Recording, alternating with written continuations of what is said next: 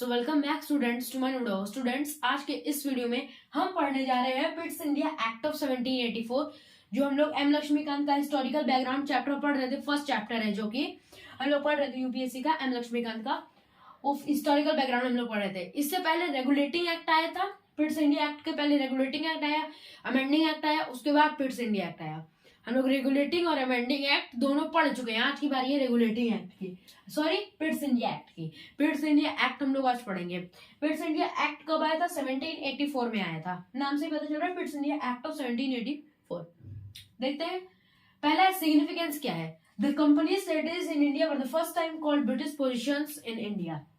देखिए, जो ब्रिटिश जो कंपनी थी, जो कंपनी यानी EIC, ईस्ट इंडिया कंपनी, उसकी जितनी भी इंडिया में जो टेरिटरीज थी, इसी एक्ट में सबसे पहली बार कहा गया उन टेरिटरीज को ब्रिटिश पोजीशंस इन इंडिया।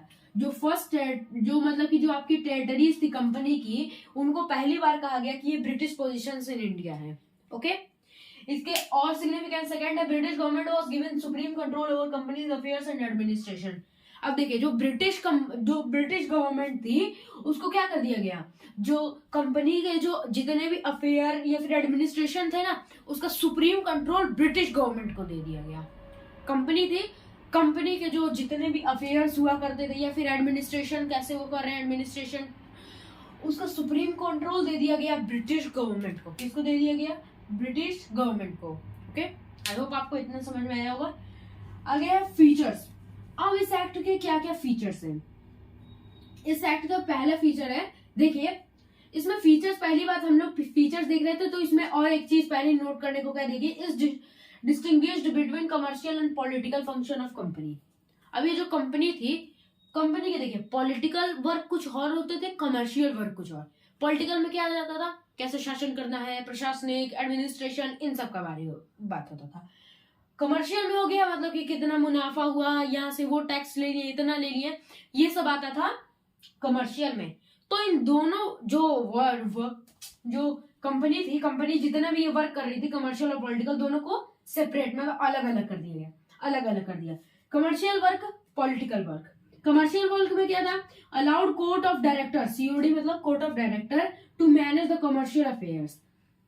अब इसमें जो कमर्शियल अफेयर्स जो थे, जो कोर्ट ऑफ डायरेक्टर, मैंने बताया था ना कोर्ट ऑफ डायरेक्टर कौन होते हैं, रेगुलेटिंग एक्ट में भी बताया था, अमेंडिंग एक्ट में भी बताया था। तो जो कोर्ट ऑफ डायरेक्टर थे, कोर्ट ऑफ डायरेक्टर को क्या कर दिया गया, कहा गया कि जितने भी अब कमर्शियल अफेयर्स होंगे, कंपनी जो भी मुनाफा कमा रही है, कितना टैक्स ले रही है, क्या क्या यहाँ से एक्सपोर्ट इम्पोर्ट, जितने भी कमर्शियल वर्क है, सब कौन देखेगा, सब मैनेज कौन करेगा, कोर्ट ऑफ डायरेक्टर मैनेज करेगा। ओके, पॉलिटिकल वर्क में आता है, this act created a new body called board of control to manage political affairs such as civil, military etcetera. Political affairs के लिए बोर्ड ऑफ कंट्रोल, एक नई body बना दी गई, बोर्ड ऑफ कंट्रोल। ठीक है, इसमें क्या, ये जो बोर्ड ऑफ कंट्रोल थी, ये क्या करती थी, पॉलिटिकल अफेयर्स कंपनी के जितने भी हो गए, सिविल हो गए, मिलिट्री हो गए, एडमिनिस्ट्रेशन हो गया, मतलब तमाम से जितने भी है, सब वर्कों को कौन संभालता था, बोर्ड ऑफ कंट्रोल, कंपनी के जो पॉलिटिकल अफेयर्स हुआ करते थे। एक और बात यहाँ पे नोट करने को कह दी गई है, it established the double government, dual government या डबल गवर्नमेंट, ये बात तो सही है। It is established the double government, इसने डबल गवर्नमेंट स्टैब्लिश कर दी। कैसे? कमर्शियल वर्क के लिए COD को बैठा दिया, पॉलिटिकल वर्क के लिए बोर्ड ऑफ कंट्रोल को बैठा दिया। दोनों क्या कर रहे हैं, एक तरीके से शासन कर रहे हैं। डबल गवर्नमेंट हुई कि नहीं हुई, इस एक्ट में ये था। आई होप आपको इतना समझ में आ गया। अब आगे हम लोग समझते हैं, चलिए अब हम लोग आगे समझते हैं। आगे है एक्ट ऑफ 1786। अब 1786 में एक और एक्ट आया।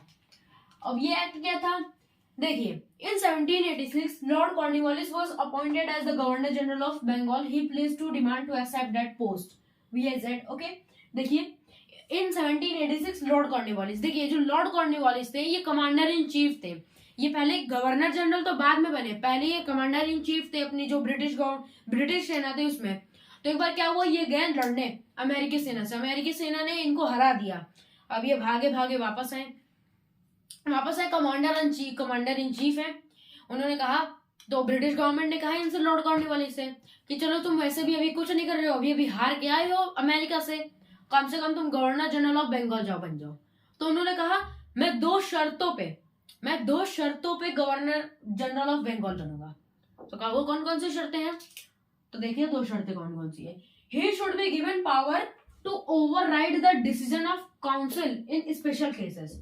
अब मान लीजिए कि इसमें कह रहा है कि कुछ कुछ ऐसे केसेस, जैसे कि अगर कोई स्पेशल केस आ गया जिसमें से ये कहेंगे जो 1+4 वाली सरकार थी, इनकी 1+4 वाली जो सरकार थी मैंने बताई है, तो उसमें अगर एक तो ये रहेंगे, बाकी अगर तीनों मेंबर इनके डिसीजन से, लॉर्ड कॉर्नवालिस के डिसीजन से अगर सहमत नहीं है तो भी लॉर्ड कॉर्नवालिस की डिसीजन मानी जाएगी।